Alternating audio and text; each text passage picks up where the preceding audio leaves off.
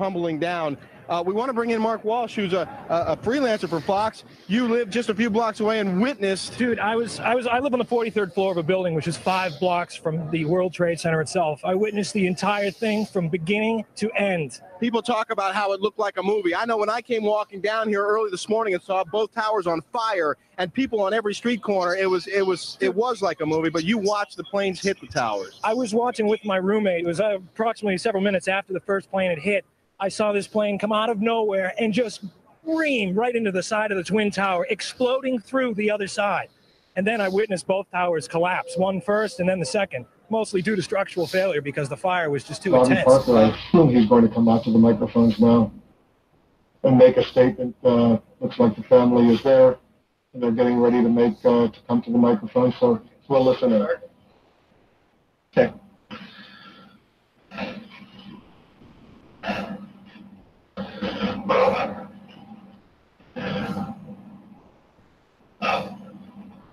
My name's Robbie Parker. Hello. This is Rose Nyland. What? Winners of the Publishers Clearinghouse? Ed McMahon wants to see me right away? I should leave my Burt Reynolds ticket on the dresser before I go. Ma, get off the phone!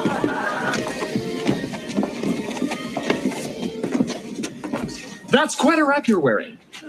Perhaps I could get you some fluffy new slippers made from the heads of innocent and defenseless baby seals. Who is this ghastly man? Ace Ventura, pet detective. And you must be the Monopoly guy.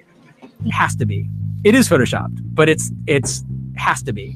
It is photoshopped, but it's until I found this photo, Randmere State Park. This is from Joshua Nowicki. And what you're seeing here is the mirage. We typically would not be able to see this from the Lake Michigan shore. All right, everybody. Welcome back to Dose of Reality Radio. I'm your host, Brian Stavely. What we're going to do today is we're going to do My Awakening, episode 16. So if you guys missed it, we interviewed Brendan Daly last night. Excellent interview. I did mine on Saturday. And tonight we're doing Karlee Sunshine Midrano. Karlee, how you doing? Hi, Brian. Can you hear me okay? Yeah, we hear you. Thank you for coming on. Well, I'm honored. Thank you for inviting me. I'm very excited. And it's so nice to see you. Oh, it's nice to see you too. So what I wanted to just tell everybody real quick is what these interviews are. And these interviews, what I'm doing, people, is a series of interviews besides my regular show I do on the weekend. Just interviewing various researchers in the communities and on all different topics and getting basically their story of their awakening journey and their timeline of events and how it's affected them and stuff like that. And then later on, if you're up for a Karlee, we usually open the phones and take questions from the chat.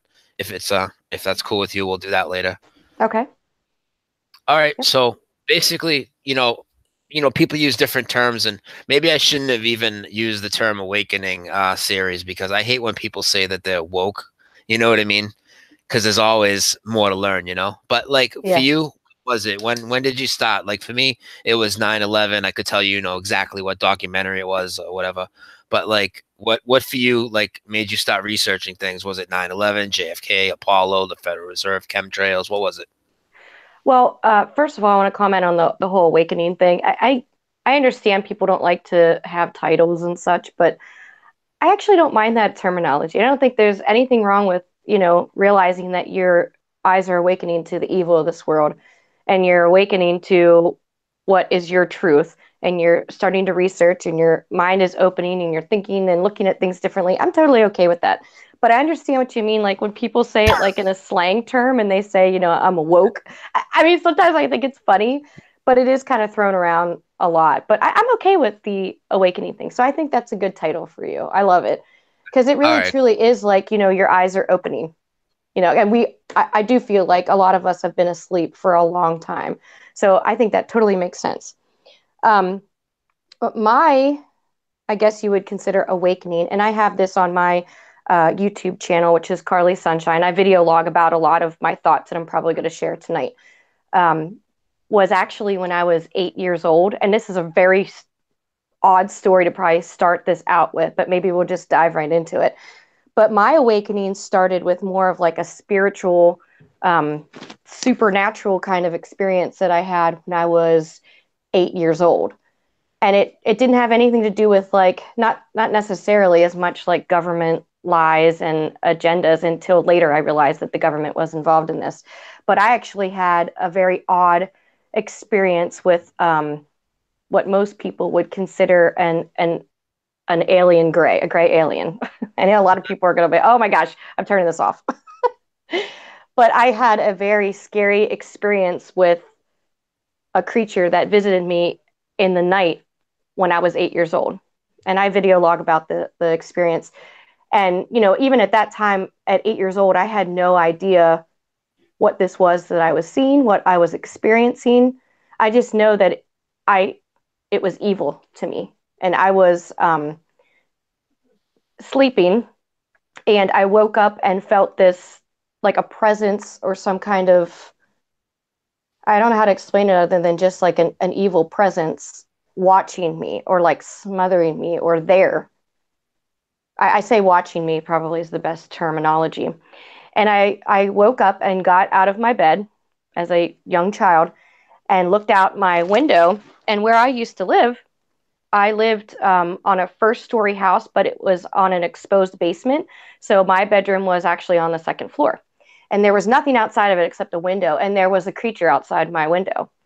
And at 8 years old, I had no idea what an alien was. I just knew that I saw this creature that had no facial expressions, big bulbous black eyes, a gray, like cadaver, deadly color to it.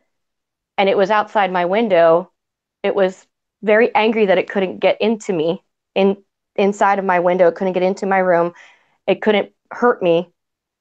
It was shaking around like violently and acted very irritated. And I could tell what it was thinking, that it was cursing me, cursing the creator, angry that I was protected, those sorts of things.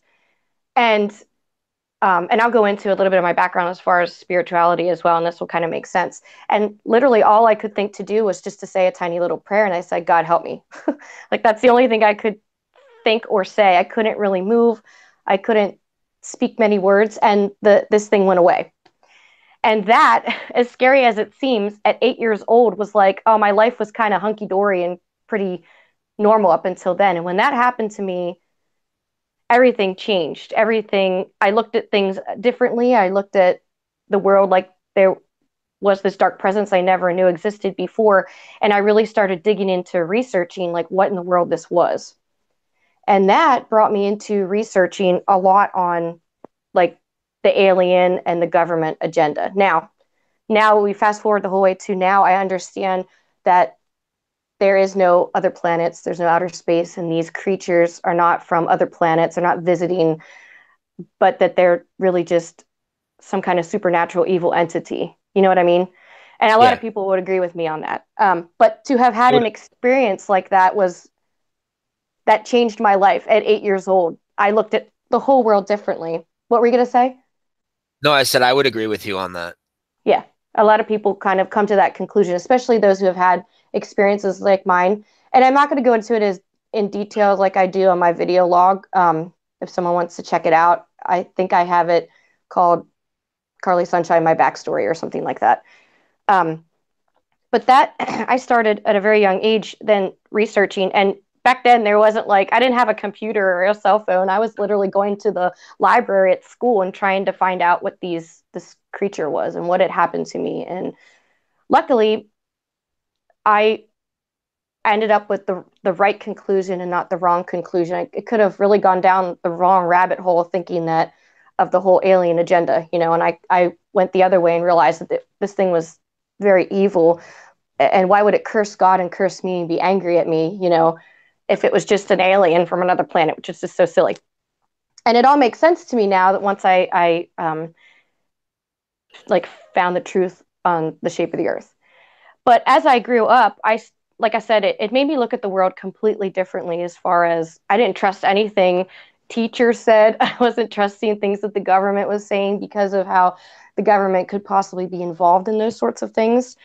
Fast forward a little bit into where I started really watching like documentaries. One of the first documentaries I watched, and it had nothing to do with any kind of alien agenda, but a friend of my father's, and my father was in the Navy, and he questioned a lot of things, government and the military industrial complex, which was wonderful, which also helped me have like a good foundation for being able to research and question things. My father's friend brought over a documentary called Waco, The Rules of Engagement. And that was my first introduction into how the government does not have our best interests at heart and would stop at nothing to hurt you, kill people just for their agenda, you know, Like, and that the media lies. It was in your introduction into the idea of like what a false flag is, probably, Yes. right? And that the media lies, the media has agenda. I mean, all those things. It just blew my mind. And I don't know, as far as timeline, you know, how long after I watched that documentary that things like that 9/11 happened.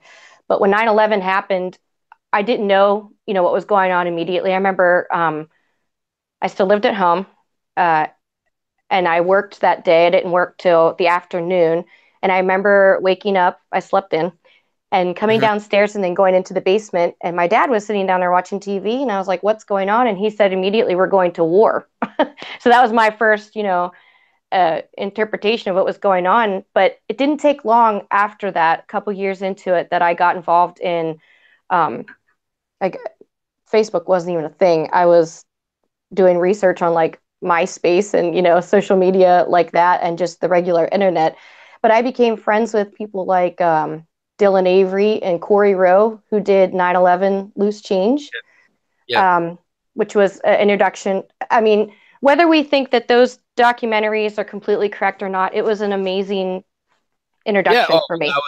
I think there's a lot of problems in Loose Change, but honestly, Loose Change still probably the biggest documentary for me for 9/11 to get the ball rolling. It opened my eyes to it. Yep, exactly. And it was very easy to share with other people. Like, I would still share it. I would share it with people. I'm not gonna. Am I gonna come at somebody that's never looked into 9/11 and start talking about no planes to them? They're gonna look at me like I'm really crazy. Yeah. You have to really. I try to help people with that. You have to really. You have to baby people along. It's pretty brutal what we have to do. It's like we're babysitting. You really have to gauge people on their level of understanding and where the steps they're at in their journey. And we don't really even know that. We don't know their heart. But some of us, and I feel like I have the gift of understanding, and I'm an empath, so I can maybe see that in people a little easier. But yeah, we have to be really compassionate when it comes to things like that. And I still think, like you said, Loose Change and those documentaries are a great introduction. Like, get someone's mind and their gears rolling. Then I started looking into a little bit more. I watched 9/11 in Plain Sight, and I used to share that one a lot. And of course, what's that? I said that's a good one. Mm-hmm. I mean, I you know, once the Waco thing happened, it wasn't immediately after that I watched the documentary, but it wasn't too long after that. And I remember it's in April. It's around my birthday, which was really heartbreaking for me. And then getting into 9/11 investigations and such, it was like just one blowout after another, realizing how differently I looked at the world. and you know, you're feeling like alone and wanting to share it with people and wanting so badly for someone else to feel the same way. But then it just seemed like it has snowballed so badly. There's just so many events now since then. All the fake shootings, the hoaxes, the shootings are pathetic, though, wouldn't you say? I mean, once you see Sandy Hook, it's like after that, I mean, you're done with it. I would say I'm an auto hoaxer. You know, people say auto hoaxing, but I still have compassion, and I'm a bleeding heart. So I still think that there are sometimes people really injured. Sandy Hook, no. But in some instances, and I know people don't like that about me, but whatever, you know, it's not hurting anyone for me to think there might be. Who cares what people like? That's what I say. I know. It bothers people though sometimes, and I'm like, they're gonna hate on us either way. So I know. But as I got older into my like early 20s, I started following groups like the Prophecy Club, which was like Rob Skiba has spoken in the Prophecy Club, so I knew about Rob Skiba way before he was ever involved in Flat Earth. Bill Schnoblin, who's also now a Flat Earther. I used to follow. I was listening to your interview. Which one? Today, your interview with yourself. Oh, today. yeah. And also the one with Brendan last night. And he was talking about like following Coast to Coast, and I followed Coast to Coast, Alex Jones, like all those groups. And at that point in time, I thought, well, this is very different, and it is not mainstream, and I'm okay with that. Like, it's helping me expand my mind, and I'm questioning things. But then you get to a point where you're like, okay, a lot of that's really bogus, and some of it's really fabricated, just like the media, and you move on. It's a stepping stone. Well, that for me though, and I think for a lot of us, that's a huge stepping stone. That's a huge hurdle to get over. And for me, I know when my key moment, if you heard my interview, you know, and I said my key moment was with Alex Jones and realizing he was phony with the way he would attack 9/11, no planners and whatnot. Yeah. Was there a moment for you where somebody you followed in the alternative media, you just realized they were a total fraud? Like they did something crazy, like how Joe Rogan flipped on the moon landing type of thing, even though I know that wasn't it because it was way before for you. Yeah. Probably that moment didn't happen till much later when I started getting into the Flat Earth, because that's such a polarizing subject. Mm-hmm. And I noticed so many of these people that I like loved and enjoyed and respected just totally, like, a big one for me is now if I can remember his name. He's the creationist. Rob Skiba talks about him a lot. Kent Hovind, yeah.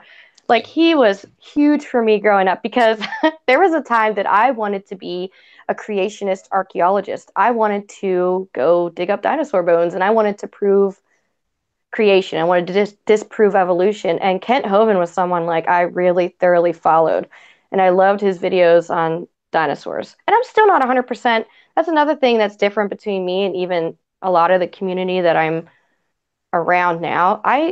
I know a lot of people say dinosaurs never existed. Yeah. But I don't think they existed as science says. I don't think there were nearly as many, different types of species and blah, blah, blah.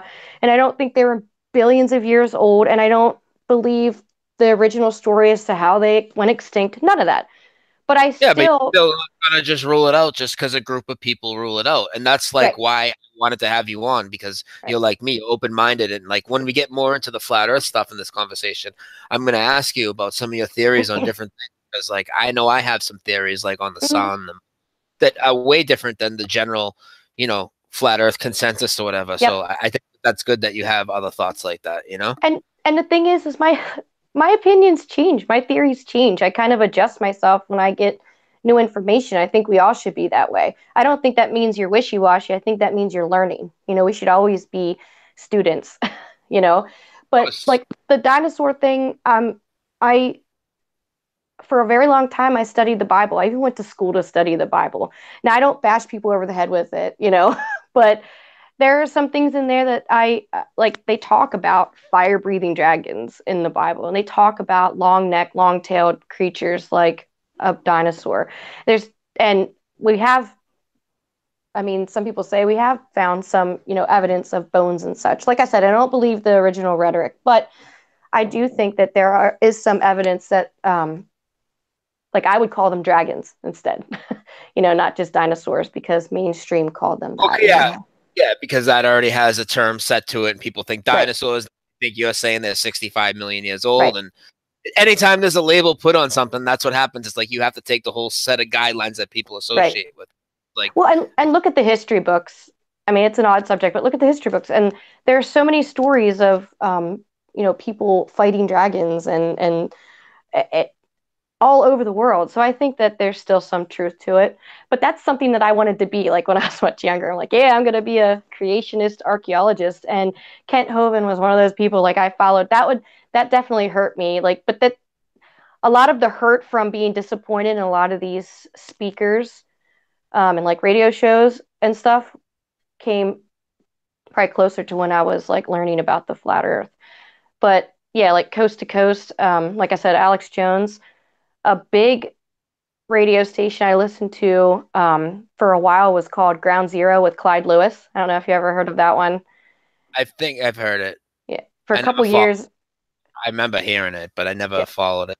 Kind of like Flat Earth, where when you first get into it, you're like obsessed and you like can't get enough, and you're just waiting for the next show or the next video to watch. I used to faithfully watch him for a while, and actually he was the catalyst that brought me to the Flat Earth truth, because I actually used to have time where I worked. I would have a lot of downtime because I worked in an office by myself, and I would set the laptop up and I would listen to podcasts and radio shows. And Clyde Lewis had Crow 777 on. This was back I don't remember if it was February of 2015 or closer to March or the end of March, but I always say I got into Flat Earth in March of 2015 because I can't remember the exact date.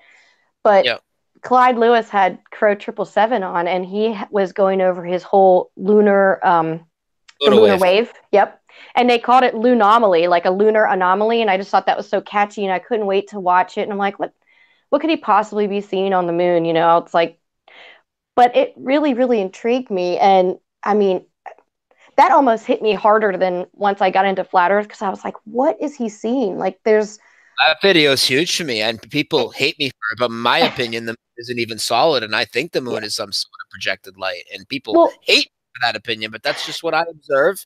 And the only reason I would ever think it's something solid up there is because that's what I've been indoctrinated to believe. Right. So, and I have theories on what that lunar wave could be, and maybe I can go over that when we get more into the Flat Earth mechanics and stuff. But not too long after Crow 777 was on, because then I started. That was in 2015, but I think he was into the lunar wave a couple years before that, or at least 1 year. So I started looking on some of his back videos and stuff, and then and then not soon after that, Clyde Lewis had Mark Sargent on. And no offense, Mark, if you're listening, but he was really like nobody. Nobody knew who he was, around March. This might have been April once he came on.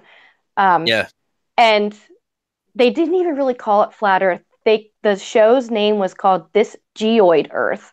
And then it had the picture of Earth. The picture, I don't know if NASA has it out, but it's a picture of Earth with none of the water on it. It just looks like a potato, like a rainbow potato. I know which one you're talking about. Yeah.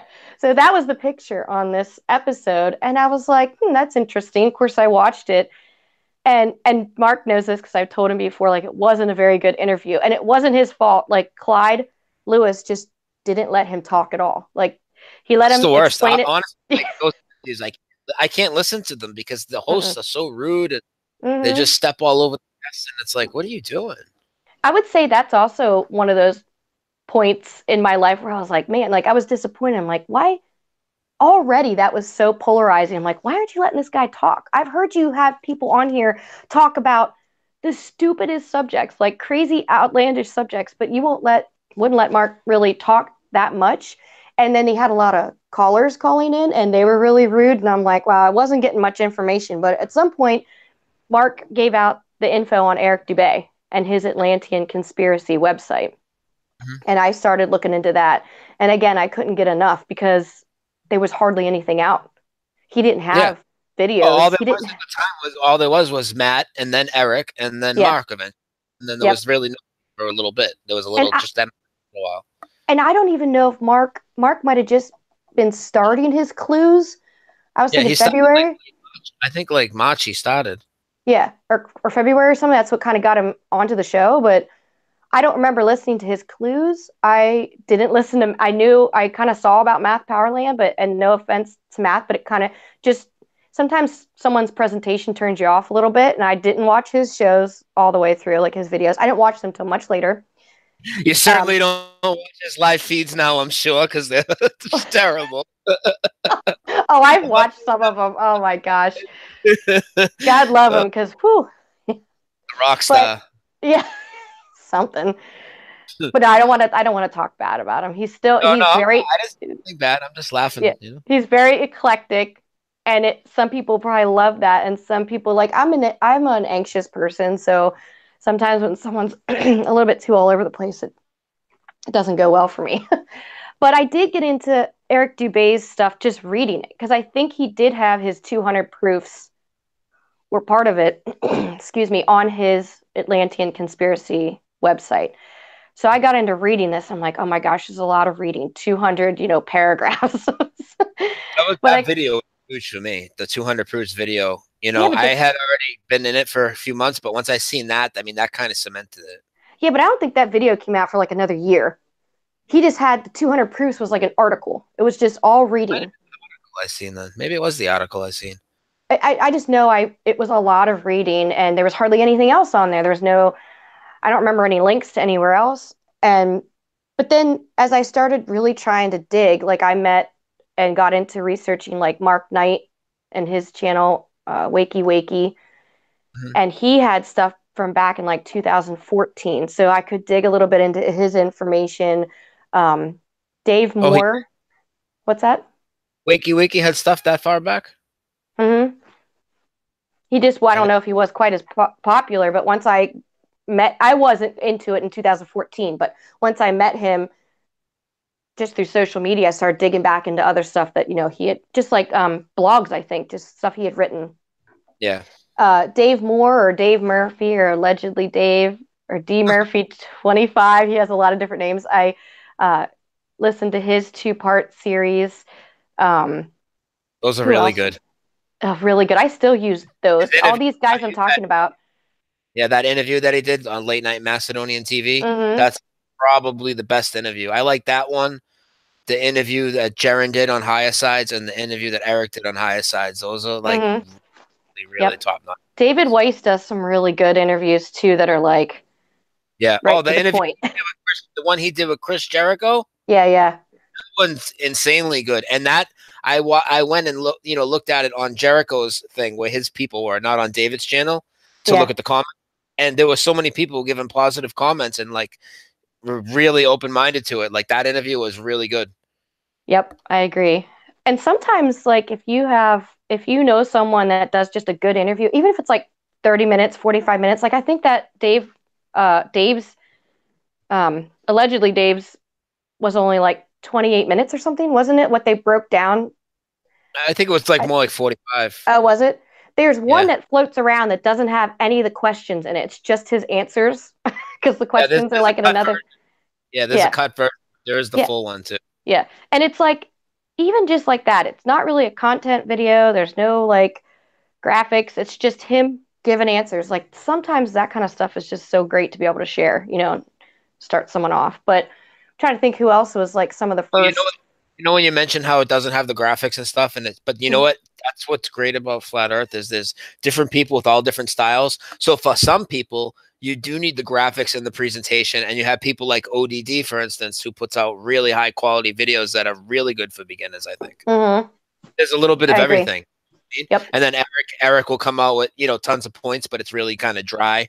But for me, like some of those videos, like, okay, if I have time to sit and actually watch all the graphics, and that's great. But a lot of times I'm like doing other stuff or I'm driving. So like the audio is great too. So it just depends. People can pick and choose. But as I started getting into some of these other, fellas making these videos, I started realizing that there were more people looking into this. And it didn't even cross my mind to maybe look on Facebook to see if there were other people like looking into Flat Earth. And then I started realizing, I guess I did a search, or maybe one of these fellas were like, hey, maybe you should join, one or two of these groups. Because there was just a couple groups, back then. I think I started getting involved in Facebook groups around like June of 2015. Before that, it was like lonely, and just watching videos and trying to make connections. But so June to like, I think it was October of 2015, I was just getting involved in other people's groups. And then I decided. Did you find out about Apollo before Flat Earth? Or you found out because you became a Flat Earther and then found out about everything being fake?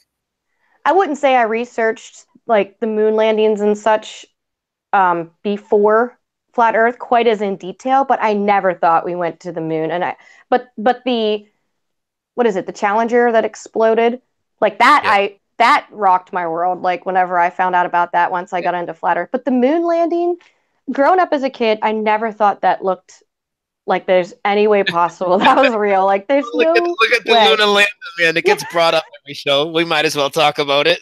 But I can't. Would you let your precious loved dog, would you let your dog sleep in that thing to stay out of a light drizzle? No, never. What is it? I think it's Flat Earth Asshole calls it a tweaker shelter or whatever. It looks like that. But yeah, really no, that never made sense to me. I remember this was also when I was 8. I remember being in 2nd grade and questioning my teachers about how is it that we're spinning. And I remember one of the teachers saying something like, if the Earth ever stopped spinning, that we would be sucked into the sun's gravitational pull and we would all incinerate. And we wouldn't even know what happened. We'd just all disappear. And I was terrified. Like, I went home and cried to my mom, and I'm like, how is that even possible? And she said something spiritual and religious that made me feel a little bit better about it. You know, God would never let that happen, you know? Like, Yeah. But it doesn't make sense to me. Like, why is it such a fragile system like that? I remember thinking that in elementary school. There's just absolutely no way we're spinning, and that's what's stopping us from going into the sun and stuff. Part of the thing about how they indoctrinate us is, they indoctrinate us with the globe and all this stuff in the media, and ever since you're a baby with the globe in the classroom, like all that. But when it comes to as far as the speed we're spinning or the Earth's curvature, you never heard these numbers when you were in school. Like, they don't even put fake numbers to you because they might trigger something in your head. Like, well, what do you mean? What do you mean we're spinning 1,000 miles an hour? What are you talking about? Yep, I don't remember ever realizing that number when I was little. I just remember thinking, how am I spinning and how do I not feel it? Like, I literally remember that going through my head. Like, if I stand still, can I really concentrate? Can I feel this? But yeah, none of that made sense when I was little. It all makes sense now, though, as I've gotten older. Is there what would your biggest flat Earth proofs be, if you can maybe say, let's name 3 of them? Like, what are your big ones, or the ones that you bring up to people the most because you feel they have the most impact and people can kind of resonate with it? What do you like to go to? I definitely look at water. I mean, that's a big one for a lot of people, but there's just, even that kind of blew my mind when I started getting into the research. I'm like, how did I never think of this before? Like, what is it? 70% of Earth is covered in water. And how is that? We know that big bodies of water lay level, like they find their level. We see that all the time. I grew up around the ocean when I was little. I saw that all the time. So to me, that's a huge one. I try to look at really organic proofs, something like as simple as water. To me, you can see that when you look out over the ocean. Like, I've climbed lighthouses before. I don't know if you've ever done that. They're like 300 feet up. I did, yeah. Actually. And I mean, you can look, all around you, and you see everything's just completely level. You're not seeing any kind of bend, curvature, nothing. Well, lighthouses wouldn't even work on a globe. They'd work for a couple miles. They'd be pointless, basically. Correct. Yeah, not the fact of just climbing up them. The light would literally just go over the boat. Yeah.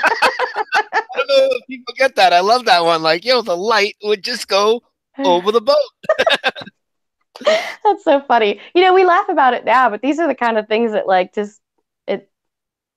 did we ever think that? I guess I never really stopped to think about it too hard, I think that people would lie to you on such a level. That's why everybody has that awakening moment, and it's like a switch, and then you just start to question everything. And then if it went a few years after you awoke and it was brought up to you, and you didn't see it, then it'd be like, oh, why didn't I see that? But you know why you didn't see it. You didn't have your eyes open. Right. And I think also they stifled it. I mean, in school, they really stifle those kinds of thoughts, and acting like you're open-minded at all. But I would also say, and I know Rob Skiba says this, like, we're moving the goalpost if we start looking into the sky to prove flat Earth. And I understand that. But another really organic thing that I really got into, where it made sense to me, somebody else might not make sense to them. But to me, when I started really looking up at the sky, like doing moon photography and observing the sun, I did a lot of like time lapses of crepuscular sun rays, and seeing that there's just no possible way that the sun is 93 million miles away. And to me, if they're lying about that, they're lying about a lot of stuff. And also I've done videos on comparing like the size of the sun and the moon, and just taking moon photography when you're looking at these things. And I was really observing like how the sun and the moon were actually cycling above us. Like, there's just no way in my mind that I can fathom rationalizing that we're spinning and then we're cycling around the sun, and that the moon's going around us, and that's why we see them move. To me, like, it's so simple.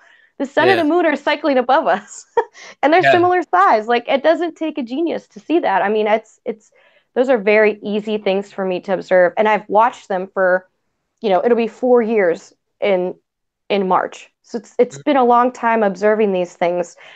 So to me, water finding its level, and then yes, observing the skies when you're looking at the sun and the moon, because like I said, what I observe and what I've documented is absolutely nowhere near what I've been told. So to me, that sparks a red flag, and that's a lie. So that to me is a proof that we've been lied to about the shape as well, because there's no way it works on a spinning ball.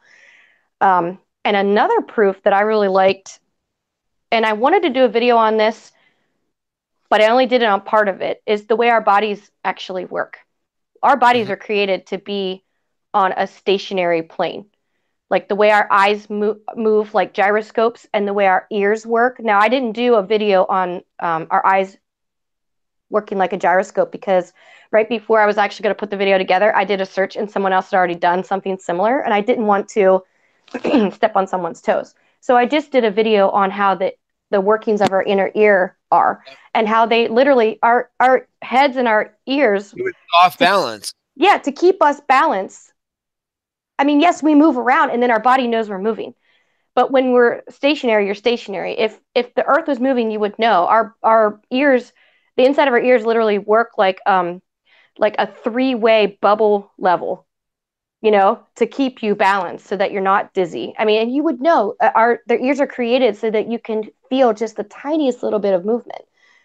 And the same way with the eyes, they work like a gyroscope. Like, you can move your head back and forth all over the place, but what you're looking at stays, you can see that it's level in front of you. You're not looking at things sideways when you move your head. Do you know what I mean? So exactly. To me, that's pretty incredible that our bodies were created to always come back to a stationary balance. I like that. That's a really good one. I have heard like one other person say it that I know, but it's really something that's not really ever talked about. I really like that. I have the video on the inner ears, but the eyes working like a gyroscope, I never did a video on, and I can't remember who actually did it, but I know there's one out there. Well, so everybody knows, if you just go to the, under the video where you hit the see more button to read the show notes, your link's in there to your YouTube channel. Okay, Facebook. Cool. So everybody in the chat, just remember, if you ask, hey, where's her channel? It's right in the show notes. So just go down in the show notes and grab it. Thank you. Yeah, no problem. And then I'll throw it on the end of the video so it pops up when people are watching it after. But okay, so like I have different ideas on flat Earth. We all, especially where you've been in it for so long, I've been in it for so long.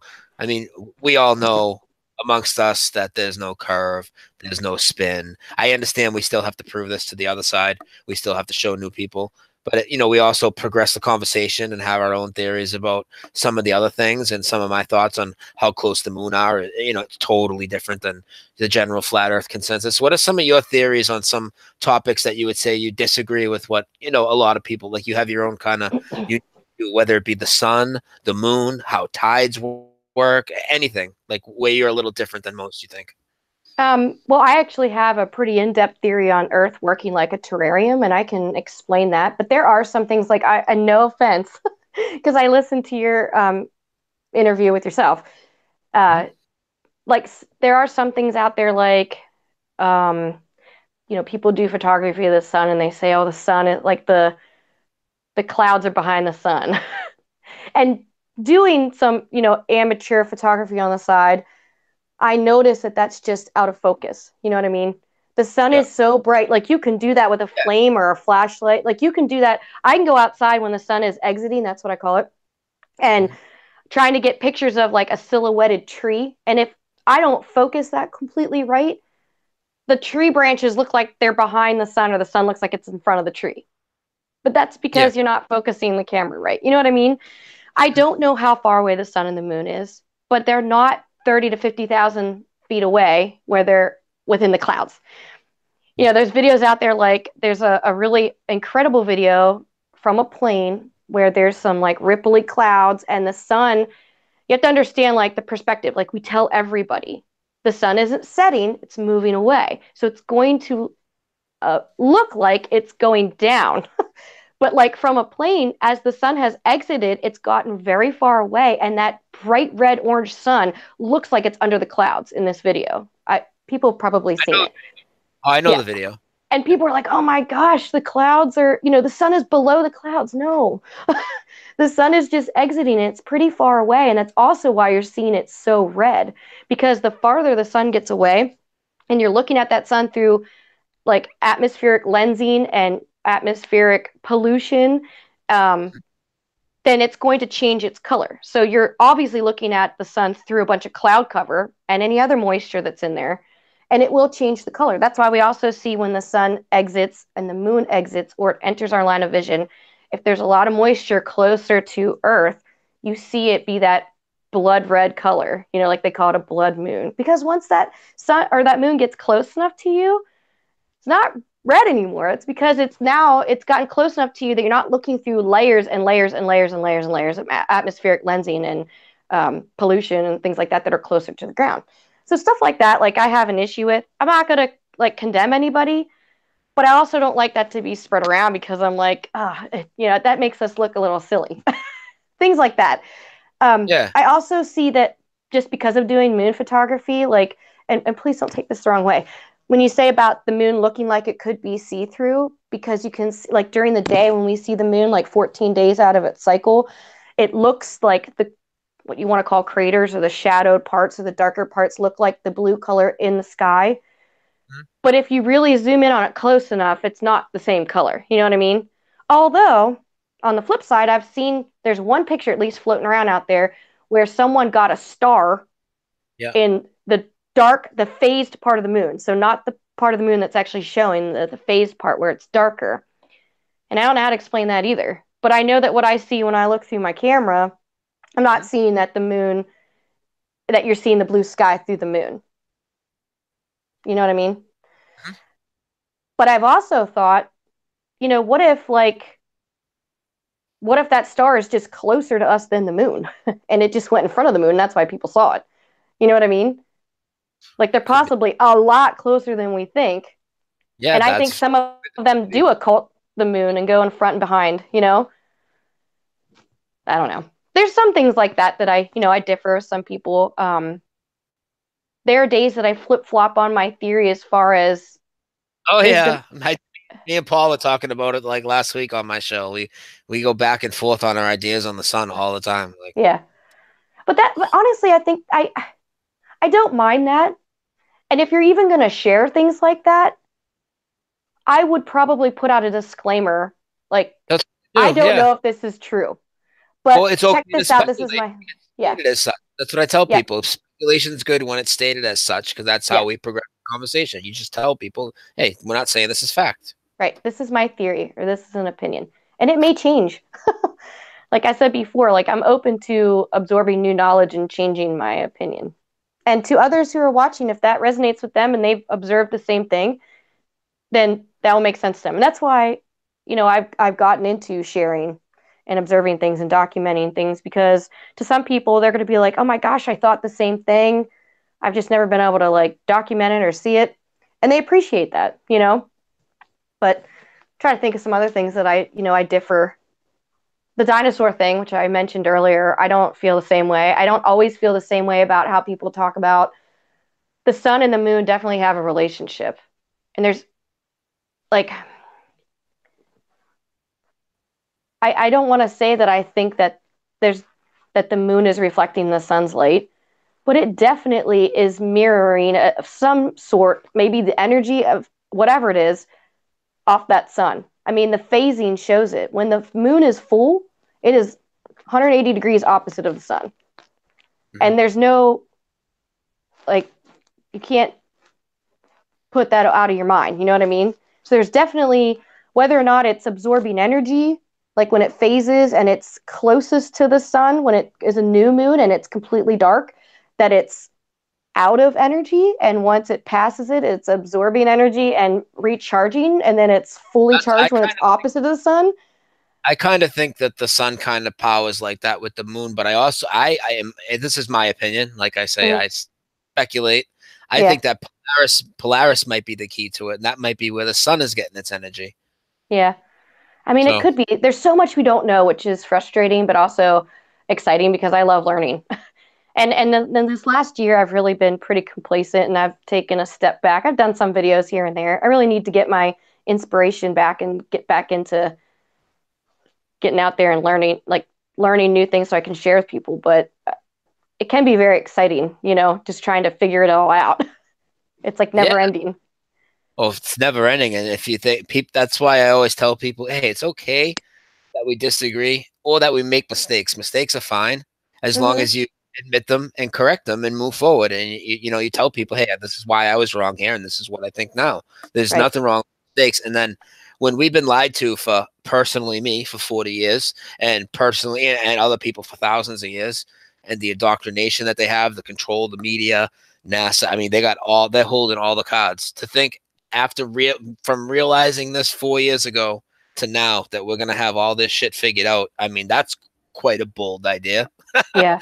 Oh, yeah. Of course, we're going to have differing opinions, and we should all be sharing our ideas. And, I might have a piece of the puzzle, you might have a piece, and then together they might click. Maybe your idea on the sun or the moon or tides might work with something that I've been trying to figure out. Or you got any opinion on the tides? I'm not really sure about the tides. What do you think? Lean in the water and the pull of the moon because of that? I have some theories. They're kind of fragmented, and I can share a little bit of that. I'm actually going to start with something that sounds like it doesn't make sense. But before I do that, I wanted to comment on what you're just saying, because that's why, and this is what, and we've talked about the community before about some of the issues with it, but I don't think there should be no reason why people shouldn't be motivated to learn and share their thoughts and put it out there, just like what you just said, because you never know when someone out there is going to be like, oh my gosh, what you just said clicked with me. And it makes total sense for the theory that I've had. And that was the missing piece, or whatever. And that's why we should be able to share without condemnation and judgment. There was a time where it was the community was a little bit more like that. And it's not quite as much like that anymore, but I hope we can get back to that, where we're not afraid to share. We're not afraid to everybody should do the same experiments that they want. It doesn't matter who did it first, everybody should do it. Somebody's going to come out. And I hate that. And I have that problem.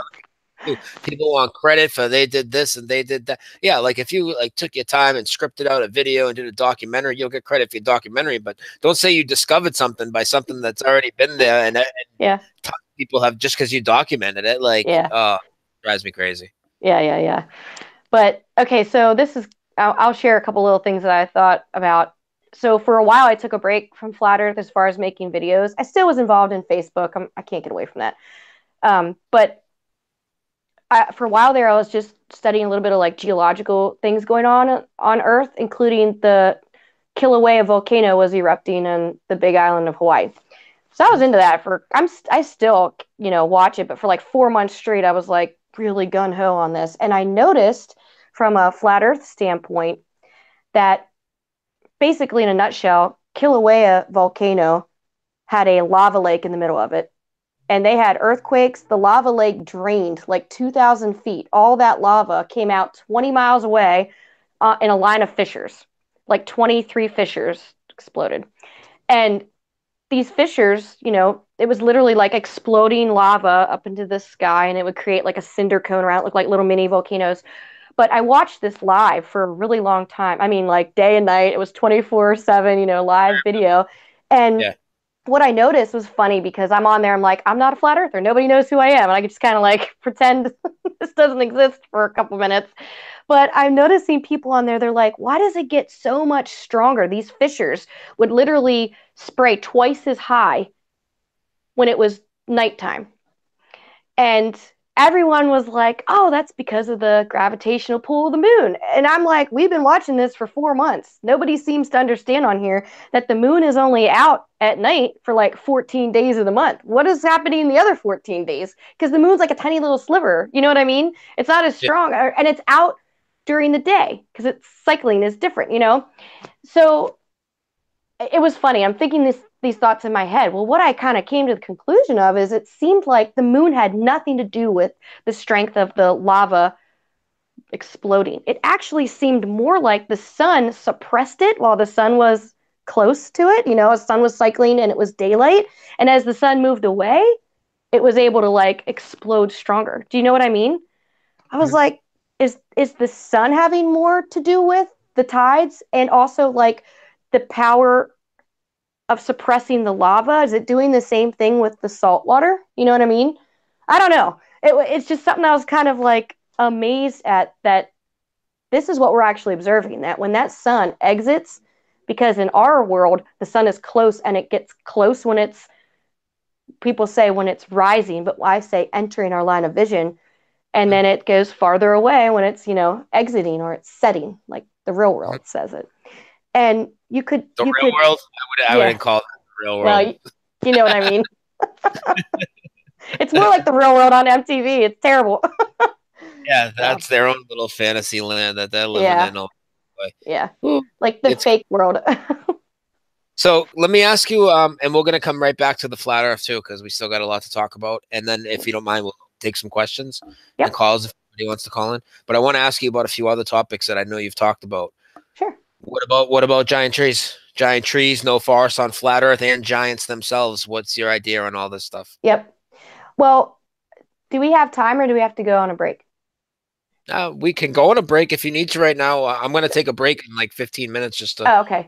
Well, no, can I take that 15 minutes and the tides, the no forest on flat earth, all that kind of incorporates into my a theory I have on Earth acting like a giant terrarium. Can I just share that real quick? Of course. Then we'll take a quick break and we'll come back. We're just going to play it. Okay, go ahead. Okay, sounds good. So, like I said, all those topics you just mentioned, including talking about like the tides and such, I was trying to remember this guy's name whenever I was working and stuff today. Probably almost 2 years ago or a year and a half, maybe, I was interviewed by a gentleman named Robert, and I can't remember his last name, and I feel bad. He's Doomweaver on YouTube, and he was a plumber in Antarctica, and he lived there for 13 months. And as he was sharing on different interviews, he was explaining to me what Antarctica was like. And I got to thinking, because he's explaining like Antarctica, which many of us believe is like the ice wall. It's the barrier. It's what holds the oceans in. Some people don't believe that, but I kind of adhere to that theory. And he's telling me how the ice in Antarctica is like the most crystal clear, purest distilled water like you'll ever find anywhere. Mm-hmm. And it really got the ball rolling as far as my thought process on like, how is that so clean, crystal clear, like distilled water? Like, how is that happening when it's holding in the salt waters of the earth, So I started thinking about how, okay, we know that the sun is hot. We can feel that. We've done a lot of experiments on the moon giving out its own light and that it's cooling. And if you've ever looked at like a terrarium, terrariums actually condense whenever there's hot and cold, different temperatures. It'll create rain. They call it rain, but really all it is like condensing on the inside of that bubble. Yes. If you adhere to the theory that there's some kind of firmament up above, there's some kind of hard barrier, as the sun and the moon cycle, hot and cold, are they creating condensation on the inside of this dome or firmament walls? And as it builds up, if you ever watched this sort of thing, or even like when rainwater runs down your like windshield when it's raining, and as it gathers, then it drips down. As it rains more, it drips down your windshield if you're not using your wipers. Same way in a terrarium. As that water gets heavier and it gathers, it drips down the side of the walls. So what if the Antarctica ice barrier is pure distilled water because Earth is acting like a giant distillery? I've video logged about this, but it didn't really catch on. And so the hot and the cold, or the sun and the moon as it cycles, is creating this condensation, which is feeding the natural barrier that keeps the saltwater oceans in. But part of that theory is, what if we are seeing that water running down the barrier? Like when we have meteor showers. Not when we have like a shooting star. That's different, because that's few and far between and they're very colorful. But when we have meteor showers, we can predict them. And it's a lot of them at one time, and they're always coming, like everyone says, like we live on a flat earth because we never see meteor showers go from like the plane up. We always see them come from the top down. Well, what if what we're seeing with meteor showers happen, and the reason we can predict them is because somebody out there understands that maybe that is condensation, and they can tell when it's going to build up, because it's always been the same way. As the water drips down the dome, if you've ever done any studies on what's called sonoluminescence, which we talk about like when we're studying the stars, you can actually take frequency and you can levitate a drop of water. Yeah. And when water is I've seen them levitate stones with frequency, honestly. And frogs and stuff. Yeah, like weird, all kinds of stuff. But you've also seen the sonoluminescence where water is, they take a frequency and affect that water droplet, and it creates a little burst of light. So, you know, if you ever like run your finger around like a wine glass and it creates music and stuff, and like it's a frequency. So when this water is dripping down the inside of this firmament walls, is it creating a little spark of light as it creates a frequency and it runs down? You know, I don't know. This is all like a theory that I came up with. The terrarium Earth makes sense to me. I think at one point that we did have huge giant trees. I really think we did. I mean, I don't think every mesa and plateau that we see that looks like it's cut off was a giant tree, but I think that there's a very large possibility that we had some very big trees. And if you look at it biblically, it says it in there that humans lived longer, that we had giants in those days. And it would also support the theory of having dragons and a dinosaur type creature, because lizards and reptiles grow forever. Like, unless they die of natural causes, they don't stop growing. Mm-hmm. So if they're growing longer and they're in a super oxygenated environment because of it being a firmament and huge trees, correct. Yep. And if we have bigger creatures like these dinosaurs, dragons, and these giants, they're also creating larger copious amounts of carbon dioxide, which would feed larger plant life. Mm-hmm. So it makes sense to me that originally at one point in time, there's probably a lot more moisture in the air and a lot more condensation going on, and that would feed and create this barrier that we have now, which is Antarctica. This is the stuff with the giants and stuff. The stuff you're saying is exactly what we have been saying too, and we did a show on it like a month ago, maybe a month and a half. And I'll take it one step farther, and I'm going to save some of it for after the break real quick. But I think the trees might have even been almost like outposts for our collective consciousness. And I wanted to get into some thoughts on what your thoughts on our collective consciousness are, like how powerful you think that is. Do you think we are in the midst of a great awakening, like as I talk about a lot? I mean, we don't even have to wait. I mean, we can address that whenever you're ready. I mean, we could take a break if you want. I think about that a little bit, because that's deep. But yeah, I have some thoughts on those sorts of things. All right, why don't we take a break real quick? All right. Okay. I just get a drink, run to the bathroom. So we're gonna play one song, guys. We'll be right back after the song. When we get back, 978-435-0006. I'll put it in the chat. You can call in, and I'll try and keep an eye on the chat the best I can for any questions. Okay. So we'll be right back. You listen to Dose of Reality. Brian Stavely, Karlee Sunshine Midrano. This is My Awakening, interview number 16, and just stick with us. We'll be right back. There's this point that we all come to where you want to really question things, but in our society, you're frowned upon when you ask. You're frowned upon when you want to learn more knowledge about something that makes someone else feel uncomfortable. Neil deGrasse can't debate these facts if he wanted to. Earth is flat and stationary, kids, that means it doesn't move. When confronted with these proofs, liars get uncomfortable. Cause it's true that the truth can make a liar lose his cool. When Kyrie Irving comes to school, science teachers run away. Flat Earth's got 200 proofs that they're afraid to debate.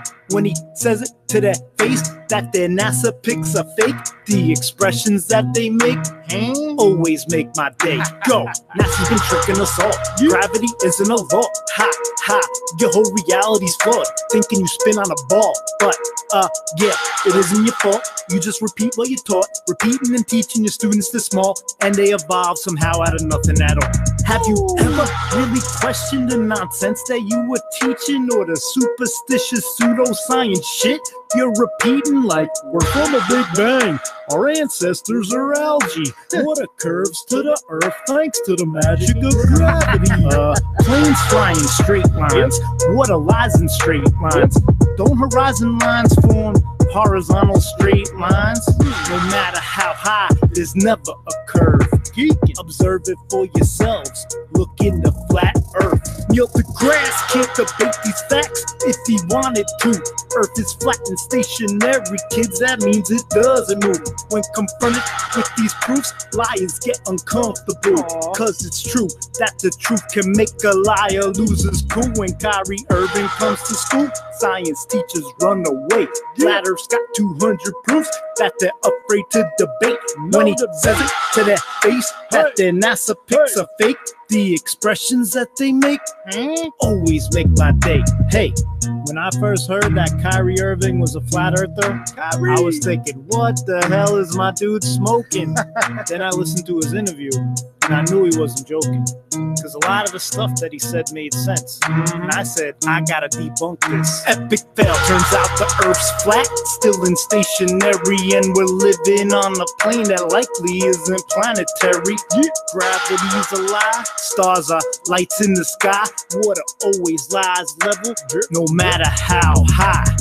Y'all can make jokes, laughing on your fake globes, but you're deceived about the basics. The place you call home, Earth. The reason you're created, the way you ought to go. If you stop asking the questions, how will you ever know? And you'll never get a message you're not ready to receive. I don't need you to believe me, I'm just here to plant the seed that the big global conspiracy is that the Earth's flat. Do your own research, you'll never go back. Neil deGrasse can't debate these facts if he wanted to. Earth is flat and stationary, kids, that means it doesn't move. When confronted with these proofs, liars get uncomfortable. Cause it's true that the truth can make a liar lose his cool. When Kyrie Irving comes to school, science teachers run away. Flat Earth's got 200 proofs that they're afraid to debate. When he says it to their face that their NASA pics are fake, the expressions that they make always make my day. Alright, Neil, do a little research on the topics discussed today. Come back and let's have a debate. You've never seen me debate anybody on any subject ever. There's no YouTube video of me debating anybody. It's just not what I do. Come on. I have a very firm belief that what they're putting out in front of us is there for a reason. It just depends on whether you want to believe in the truth or not. Do you believe that the Earth is round? Yes, I do. Okay. You believe the Earth is round? Yes, but I heard the new one. There's no new one. There is no new one. Okay, I heard some crazy one. Do you believe that we are? Do you believe? He believes this stuff crazy. Ben Diggles, this is a shout out to you. He came to us and he listened to super conspiracy. Yes. This is not even conspiracy. The Earth is flat. No, the Earth is flat. Oh, here we go. Everybody, welcome back to Dose of Reality. Your host Brian Stavely. Today I'm joined by Karlee Sunshine Midrano as we are doing My Awakening, episode number 16. Karlee, are you back? And she must still be on break, but that's okay. I'm back. I'm back. I just got to turn my camera back on. There we go. Oh, good. All good. I didn't mean to throw you a curveball at the end there. I wanted to make sure I didn't forget to ask you about consciousness and stuff. But no, that's okay. You still want to touch on the terrarium theory before? I didn't want to cut you off shortly. That's okay. I mean, there's much more to it, but I could go on about it for a long time. But just to touch on like the tides, and a lot of other people have said this, that I definitely believe that they are electromagnetic in some sort of way, because it's only affecting salt water, and I have other theories, but I definitely think it's electric in the way it works. Now, is it more the sun that's creating them versus the moon? Like mainstream science tells us it's the moon. I don't know. Like I said, with the whole lava being affected more by the sun from my observations, which is many people don't even get to see, you know. It could be more like the sun is involved more in the tides than the moon. But I'd have to look into that a little bit more. I also think like the Earth has like a breathing mechanism, and that's also why we have some tides, you know. And if it didn't do something like that, large bodies of water would just, I think they would just break things up. Like it has to have some kind of give and take, kind of like the wind moves a tree. If a tree didn't sway in the wind, it would just break. You know what I mean? So I think that also has something to do with it. The Earth literally is alive. It has to be, because how else is it going to grow life out of it? Right. But the next topic, as far as thinking about, do you want to say the question one more time, and then I'll start with the consciousness and stuff? Yeah, I just wanted to know, because like consciousness was something I've never even thought of until like, you know, the last few years. And now I think it's a huge, I honestly think, never mind just flat Earth, never mind just 9/11. I mean, they're all part of they're all, you know, all these things are all part of the puzzle. I think the thing they're scared of the most is us realizing our potential and us all connecting with each other with our collective consciousness. And I think that as a whole, it's awakening. I see periods of time where it accelerates, and I feel like we're feeding off of each other. And I think it's a really powerful weapon. And I have other theories too that maybe you've heard, maybe you haven't. I think that the actual main agenda for chemtrails is to mass things in the sky and to impede our collective consciousness with some sort of things that they're spraying. What do you think about? I heard you say that, and I agree with you very much so with the chemtrails. But I'll talk about the collective consciousness first. And I've mentioned this in another show I did with Patricia Steer, where she was asking some really deep questions on a panel, and I just love that kind of stuff. Sometimes you're kind of caught off guard, and you're like, oh my gosh, what, you know, that's a deep question, and do I even want to commit to an answer live, you know, because I might change my mind how I feel about it as soon as I get off the, you know, the phone. But as far as our potential is concerned, I talk about that quite a lot, that part of the flat earth awakening, if you want to call it, has a lot to do with us realizing our human potential. And what I see a lot in the community where people are attacking each other is us just falling back into what I want to say, like a globe earth mentality, because you're not realizing how important we are to each other. Like the potential we have as human beings to connect with each other and be this like massive force against evil is just astronomical, to use a funny word. But I've done a little studying into things like, you know, I think at one point in time, the human body and the humans had gifts, and we were able to do things like healing, and we could use things like telepathy and telekinesis and things like that. I feel like we are such a shred of what we used to be. And I do think that part of that is the way the world has changed so much, Earth in general, as a plane. You know, when Earth was acting more like a terrarium and had a super oxygenated environment, I guarantee we were healthier. and our human body's potential was probably much stronger. I mean, I think that's why biblically, and even in other extra biblical texts, people lived longer. You know what I mean? But I also think that I think the reason why we all struggle so much is that deep down inside, we realize that we are so much more than just this flesh body, and that we're trying to get back to what we should be, which is just like a spiritual being. I know it sounds, to some people that might sound hokey, but I think that we are just totally lost in these bodies. And those of us that get it a little bit better are realizing that this is, like I said, we're just a shred of what we should be. Can I flash back something you said, your biggest moment, your big awakening moment when you were 8 years old, okay? Mm-hmm. Did that put something over you that made you realize, like, there's a lot more to this whole physical, there's a lot more than this whole physical existence we're presented? Because that kind of ties into this. Absolutely. That's why it does tie into it. That's why I talk about it. I know some people think it's just absolutely crazy, but it does tie into this. I mean, it ties into the whole idea of the shape of the earth and that we're not a planet and there's not other planets where other creatures live, but it also ties into the spiritual aspect of it, and that even that creature looked at me and knew that I had potential, and it was scared. I was a threat. And that's why it was so irritated with me and upset that it couldn't hurt me and that I was protected. But yes, when something like that happens to you, it doesn't matter how old you are, but at 8 years old, I was like, this is something that happens to people in a scary movie. How does this real life, you know? And you go through all these thoughts, like almost like survivor's guilt. Like, okay, this terrible, and there's a lot of terrible things that have happened in my life. And if you go on my video log, I have other video logs about some things I've gone through, supernatural and also just earthly terrible things. But you have like a type of survivor's guilt where you say, okay, well, how did this terrible thing happen to me and I survived it? And it's a struggle. Like, why was I chosen to go through this? And now it's like a curse on me because now I feel so different. Like it opened my eyes to how things are different in this world. You realize it's not a curse on you and you're just able to be more perceptive to things? Well, I would say actually almost the opposite. When I was younger, I maybe didn't kind of totally grasp that. And now as I've gotten older, maybe because we care more about what others think, you know what I mean? And plus when I was little, I didn't tell a lot of people. I just had it in my own head, you know what I mean?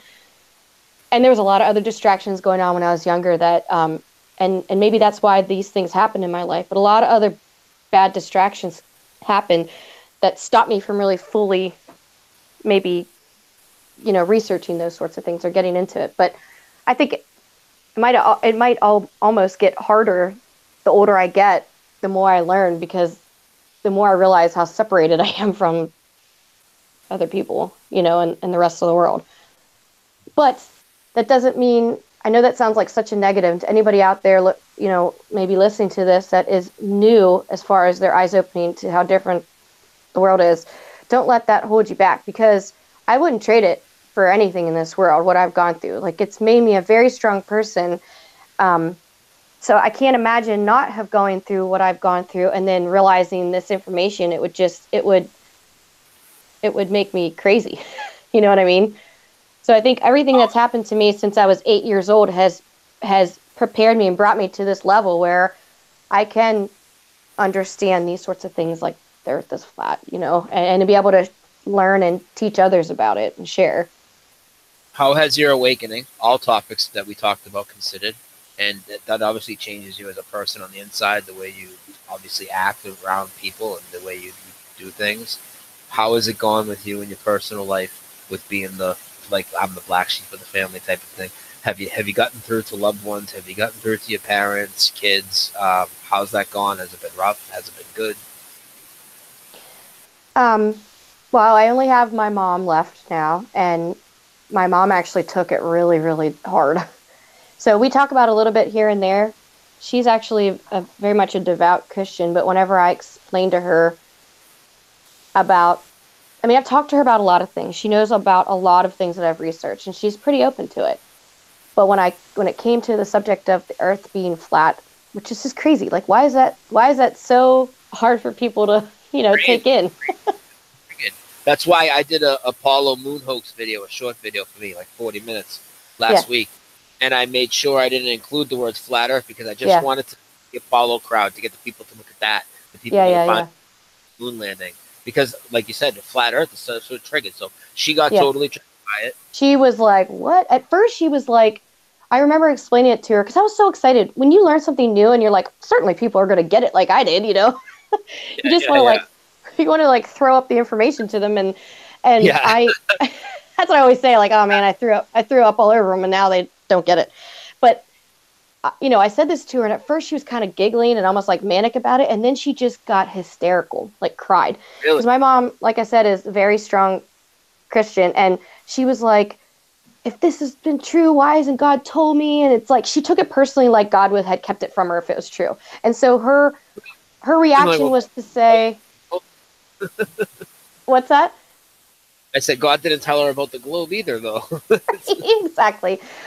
Well, she just took it very personally, and I felt bad then afterwards, but and she had a very, very harsh reaction after that. And I won't go into all that, but she really, really, it hit her so bad, like depression. And now we've gone past it, but she doesn't really like me talking about it at all. My dad is not around anymore, and he was a Navy man, and he was more open-minded to things like the Illuminati and the military industrial complex being terrible because he was involved in it. He knew stuff he shouldn't have. And I like to think about every day that if he was around, that him and I would talk and he would understand it. Because being in the Navy, he was a signalman. So, like, he was on the top of these big ships, like, signaling to other ships. Like, how would you be able to do that? Yeah, he Right. would know if they were. Yeah. Exactly. So, and he was out in the ocean all the time. He saw that it was level, but I don't know because he's gone. But I like to think that he would he would get it. Friends, like a lot of my friends know. I mean, I'm public with everything. All my friends know, but only a couple of them will talk about it a little bit. Some of them have been very open-minded to it. Some of them I've lost and treat me differently because of it. A couple of my closer girlfriends, some of them question it. We'll talk about it a little bit, but then it's scary to get into it too much. And some of them are very just tolerant. Like they'll ask me about like last year when I went to the conference and was a speaker, like they thought that was really cool. Like once it was almost like you tell them you're doing an interview or you tell them you're speaking on stage. They're like, wow, this is like really legit. You know, it's not like you're just kind of playing around. So that kind of made it a little easier. And they're open to the fact that I study it. So it's not quite as odd, but still, I still get together with friends. And if any of my friends are listening, I'm sorry, but I still feel, and you probably feel the same way, like much like an outcast, because it doesn't matter where we are, what we do. The conversation is always turns to politics or the president, or I'm sick with this and I'm taking this medication and I'm going to the doctor for this. And or something with NASA comes on the TV, everybody turns around. Or worshiping the flag and worshiping the police and the military. And I'm like, it's heartbreaking because that's when I really feel like, I just feel like I don't belong here. I have to like fake it or just be quiet. You know, I don't fake it, but I just be quiet. People get angry. I feel like I'm going in and I don't like to be around people much because I feel like I have to have these fake conversations or just sit there and keep my mouth shut. I mean, don't get me wrong. I have a lot of good times with my close friends that are local. I really do. But that's always in the back of my head. And I know everybody listening to this is probably feeling the same way. It's always in the back of my head. Like family get-togethers are difficult. Getting together with friends sometimes in the back of my head, it's very difficult. So. Yeah. Well, I wanted to ask you, because I know that, 2017, you spoke at the Flat Earth Conference. And I wanted to ask you could you just briefly tell us, or it doesn't have to be briefly, could you tell us how you got invited, how that was, and what your experiences were then, and, how it was? Did you like it? I mean, I did, and I was very honored to be involved. I was on a question and answer panel with Patricia Steer and a couple other people.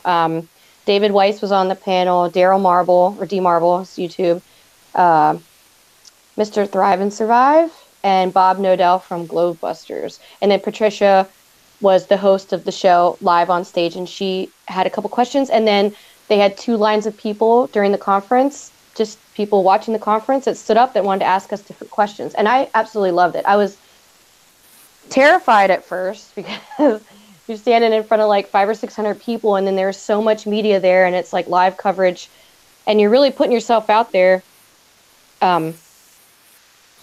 It's a very vulnerable position, I mean, there's a lot of people in there that agree with you, but when the media is involved, man, there's just so much that's going to be said that, people aren't agreeing with you. But I wouldn't have traded for the world. I feel like my whole life I've worked my way up to being able to do things like that, or even just something like this. This may seem very simple. You and I were talking like friends, but it can be nerve-wracking. It's live. There's no going back and fixing, what you said. And I have struggled all my life with anxiety, and I actually have a physical issue where it's a neurological issue where I cannot regulate my heart rate and my blood pressure, something I was born with. Either that or as a vaccine injury, I can't tell.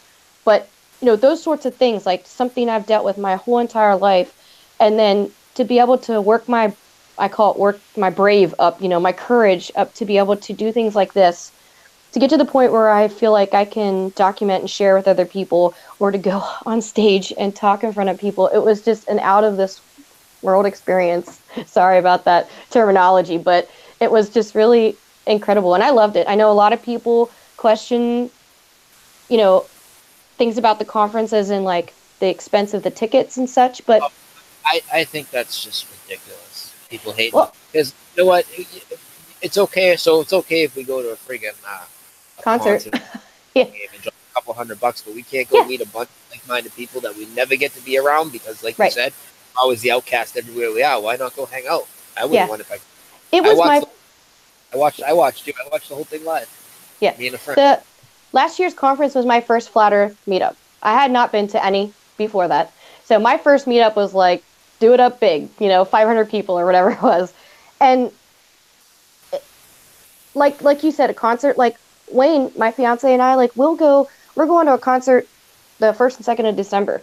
Like we'll probably drop a couple $100, just hotel, tickets, food, alcohol, whatever, like the traveling there. And we don't think anything of that. And you're not really paying to go see people and socialize because a lot of people did that and didn't pay for tickets. They didn't go see the presenters. They went and just socialized for free. They had to pay for a hotel room, but, and some people like got, what is it called? B&Bs or whatever, or they shared rooms. The house. Yeah. So some people didn't even buy tickets and didn't actually go see the presentations. They went and saw all the vendors and all the product, all the books and the T-shirts and stuff, and they hung out with like all these flat earthers for a couple of days. But to me, I forget even what the tickets were. I think they were $250 last year. I think they're $250 this year for a VIP ticket. I mean, I explained to people like the first day you're getting 8 to 9 hours of speakers. Then the next day you're getting 12 hours of speakers. We saw a premiere of Scientism Exposed 2. We got a copy of Scientism Exposed 2, which is like a 2-hour DVD. Everybody that had a VIP ticket got that. You went to a VIP dinner, which was a beautifully catered dinner, and you got to sit with the speakers. That was just your opportunity that if you wanted like one-on-one time, with them, that you were able to. It was catered, it was open bar, and where are you going to go that you could pay $250 to get all that? You know what I mean? To me, the price made sense. Yes, not everybody can afford it. I understand it, but to me, there's a lot of expenses. What was it like meeting some of the people that you had become good friends with online? It must have been awesome. I've done it. I do my show, and since like 2010, and my friend Justin that I did it with was from Connecticut, but James is from New Zealand. He flew over from New Zealand and met up at my house, and my other friend RD from Baltimore drove up, picked up Justin, and it was the best time. We had like a little 9/11 meetup at my house. We didn't have a conference. We didn't do that, but I mean that must have been awesome. I know how it feels. Oh, it was. And for the people that don't go or don't get to go, I feel bad because they didn't get to experience that and may even feel bitter about it. But it was wonderful meeting all these people that I talked to for years, and never maybe saw like this, but never got to like hug or talk to, like watch them eat. Sounds weird. Like all these normal things, actually sit beside them. And like the first person I saw, and I was like teary-eyed. It was very emotional. When I was even on my trip, because I drove down from Pennsylvania to North Carolina, it took about 5.5, 6 hours. And I cried on my way down there because I'm thinking about all these emotions I'm going to feel to see these people for the first time ever. And the first person I saw when I walked into the hotel was D. Marvel. So he was the first one I saw, big hug, like warm hug. And I was a nervous wreck. Like I literally felt like I was going to pass out until I got to him and gave him a hug. And then I was like, okay, I can do this, And I mean, I just think it was incredible. It was so much more than just watching them speak, because I mean, we got to go out to eat together. We got to sit at the bar together. If that's your thing, I like to have a drink or two. I have fun with that, relax. We played games.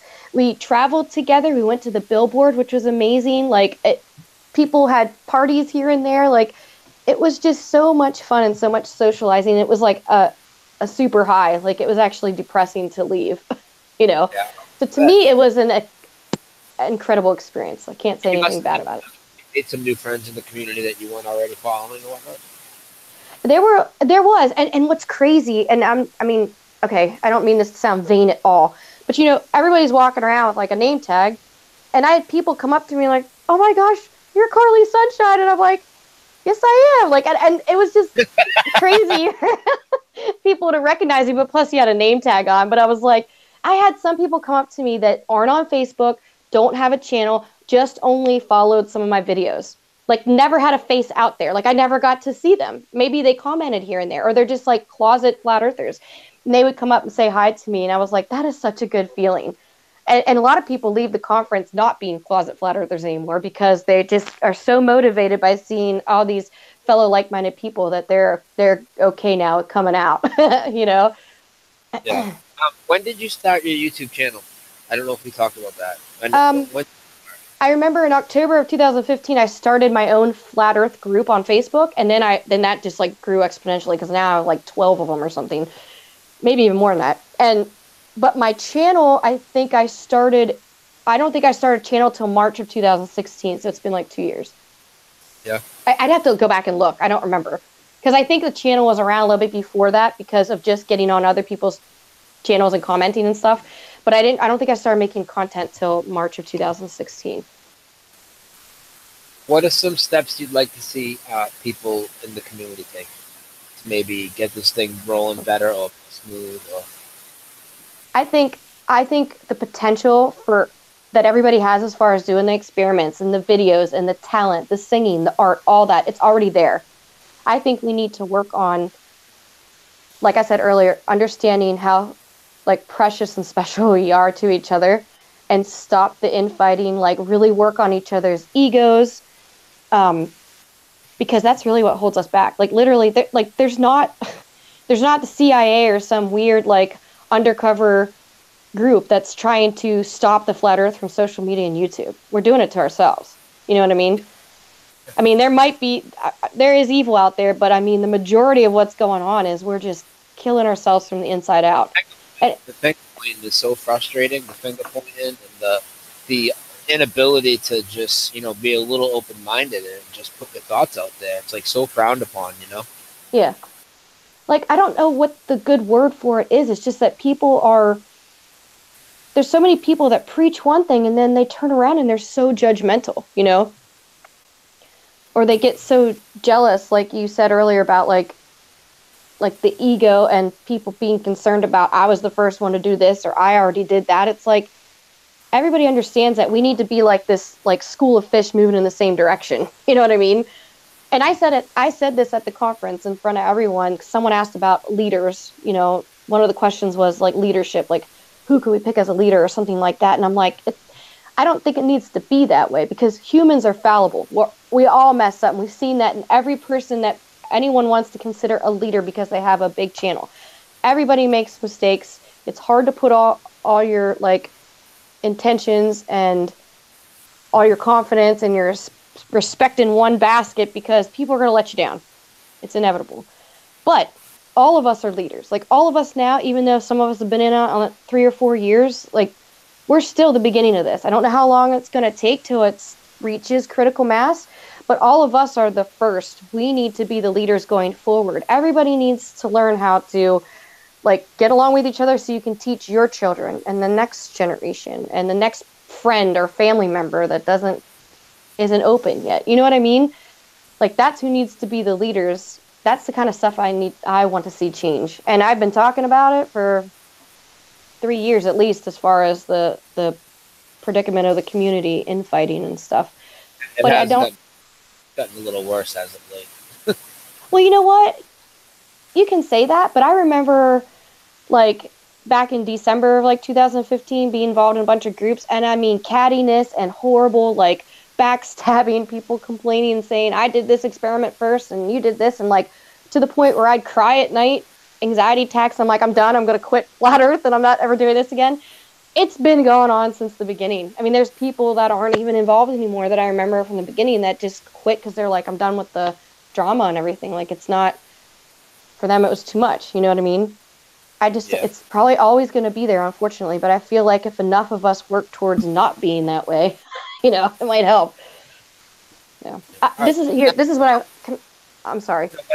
This is one thing I would like to say, because people, like, I've heard people mention, like, do you think everyone that wakes up to the flat earth are like the chosen ones? Like not everybody's going to get it and not everybody's going to awaken to it. And I would say yes to a point, but I would say the ones that literally seem like they've been chosen are the ones that actually understand how to treat each other now. Because in my mind, flat Earth is way more important than understanding that the Earth is not curved and it doesn't move. To me, it's understanding that we were created by a creator and we were created for a purpose, and that we have so much more potential. We're a shred of what we used to be. Those are the people that are going to move forward, and those are the people in my mind that were like chosen to go forward and continue to teach this. The ones that don't get that and don't understand why humanity is involved in this, they're not going to make it. Absolutely not. I'm going to ask you a couple more questions, and then we'll probably wrap it up, okay? Because we've been in now. So, what are there other topics now, like, that you're looking into besides the flat Earth? Like, currently, what else are you looking into, or are there any key topics that we skipped along the way? I mean, there's a lot of stuff I've looked into. I do a lot of work on chemtrails. I've done just a lot of documentation and little short videos, like little short informational videos. A lot of photography on the chemtrail part. Sorry, I heard a little bit of an echo. Oh, I'm sorry. I don't know why. What's your That's okay. What's your opinion on chemtrails? What do you think? What do you think is happening?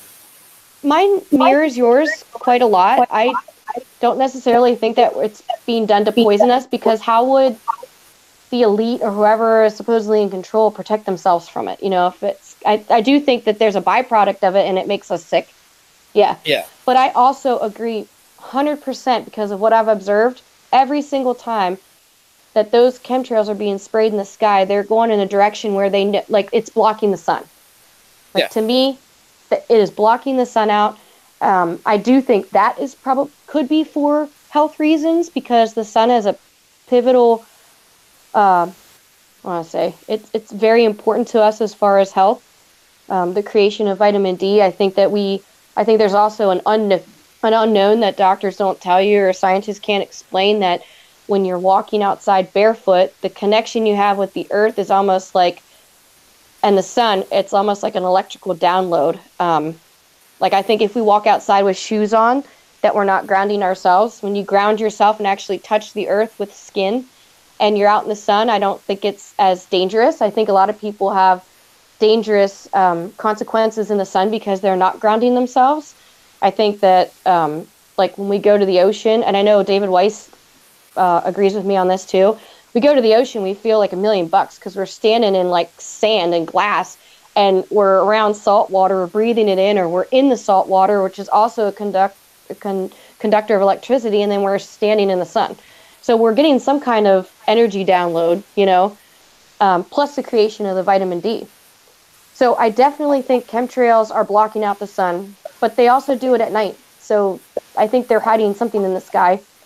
I think that it's gotten way worse in the last 4 years, and I think it has a lot to do with us now coming out and observing the sun and the moon. I know that sounds silly, but I honestly think that because so many of us that are believing the earth is flat and stationary are now researching what the sun and the moon are, it's like the chemtrails have gotten way worse because there's so many times you can't see the sky, you know? I've done research into things like Pizzagate, which is a horrendous rabbit hole to go down. Yeah, I saw you had some videos. I was going to ask you about that. I never looked into it, really. Oh my gosh. I heard about it, but just something I didn't get into. It's one of those things where everybody should know about it, but it's so hard to try to... It's so hard for me to suggest people looking into it because it is difficult. Very difficult to get to look into. But I've looked into that a little bit and did some video vlogging on my opinion on Pizzagate, geologic things like the volcanoes. What else? Mostly, though, I mean, I created a channel mostly because of the flat Earth, but there's different things, you know, sporadically in there. The No Forest on Flat Earth, I have a video log on that as well. In fact, that was my first video log ever. Video. What's that? So the one you did with your thoughts on No Forest and Flat Earth? Yeah. That's a really good video. You want to hear a funny story about that video log? I was sitting outside, and I decided to do it in black and white because I was, like, insecure, and I'm like, I don't like the way I look in color, and I never done it before, and I was like, black and white is pretty forgiving. Well, when I had my camera like set up and I was like doing like a little test video, I just did like a little test video for like 10 seconds and then turned it off, and then I did the video log. Well, later when I went back and checked my test video, I didn't know it till after I was completely done with the video log, a spider crawled across my chest, went down my shirt, came back out again, and then crawled away. I was like, oh my God, that happened, and I didn't even feel it or know it or anything. So luckily it didn't happen while I was actually doing the video log, but I was like, oh my gosh. Yeah. But I survived it, though. I don't like spiders, and I couldn't believe that happened. Oh. Well, hopefully you stop making some more videos soon. So. Yeah, this is definitely going to help, because I haven't done one of these in a while, so this helps. Yeah, I knew it would probably help a bit. So I'm going to ask you, like, another question or two, and then we'll wrap it up, okay? Okay. Actually, just one more question, really, and then we might ask a few things from that. But why did you decide to come do this interview tonight? It was time.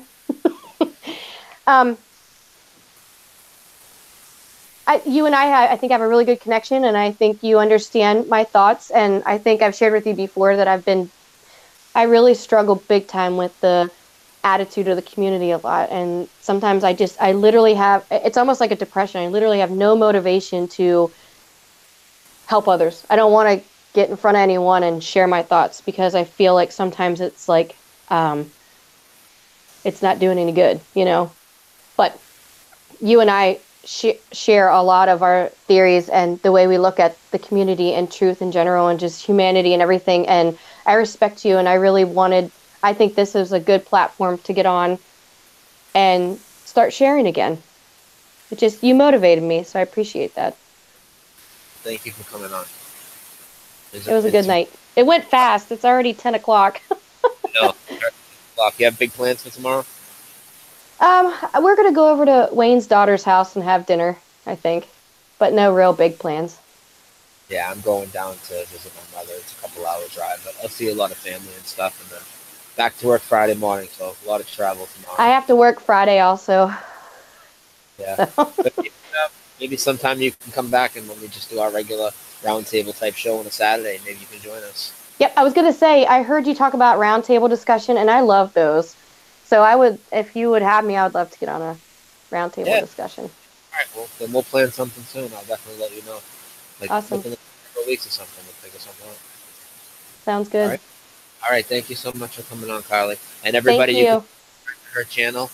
It's in the show notes. And Karlee, I don't know if you can see the chat. Maybe you can throw it in the chat real quick before I close the video on the YouTube. Yeah, I do see. I've been following a little bit. Hi, everybody. Yeah, if you can grab your channel link before I end the video on them, that way they have a chance to click it. Just make it a little easier for people. But if you guys don't get it, just go to the show notes under the show, and it's right there. And if you're watching this on a replay, just at the end of the video, I'll have something that pops up you can just click on to go right to Karlee's. Yeah, I don't know if I can grab it quick. Well, I can try. Wait a minute. That's fine. I'm not technologically inclined. Oh, yeah. They'll have to get it afterwards. I'm sorry. I'll tell you what. I'll do it real quick. Okay. 1 second, everybody. Before I close the show, I just want to drop you guys the link so it's sitting there in the chat. Because I know some people, they'll be like, why didn't I see it? I'll be like, I told you it's in the show notes. So I'm looking. I have like a little tablet, but I hardly ever use it. So I'm like, oh my gosh, how do I even back up? I don't even know. Oh, yeah. I couldn't stand using tablets. Like, I'm using my phone right now. It's on a tripod. But then I have a little tablet here that I can follow some of the chat. But like I said, I'm not technologically inclined. All right, I got your channel link right now. I'm going to throw it in the chat. I appreciate it. Yeah. Of course, I appreciate you coming on. It was awesome. And of course, if you want to, I mean, you can narrow the various videos, do whatever you want with it if you want, or you can just, post it. What was that? I said if you wanted to mirror the video or anything like that, you can. If not, just post a link wherever. Anybody in the chat, if you guys can, just thumb up the video and share it, please. You've been listening to My Awakening, episode number 16. I almost lost count because I did 3 this week with Brennan's yesterday and mine Saturday. I'll be back Saturday afternoon at 2 p.m. With 2 p.m. Eastern with me, Paul Knight, and Gloria Canada. I don't even know what we're going to get into yet. And just thank you, everybody, for listening. You've been listening to Dose of Reality Radio with Karlee, Sunshine, Midrano, Brian Stavely, and we're out.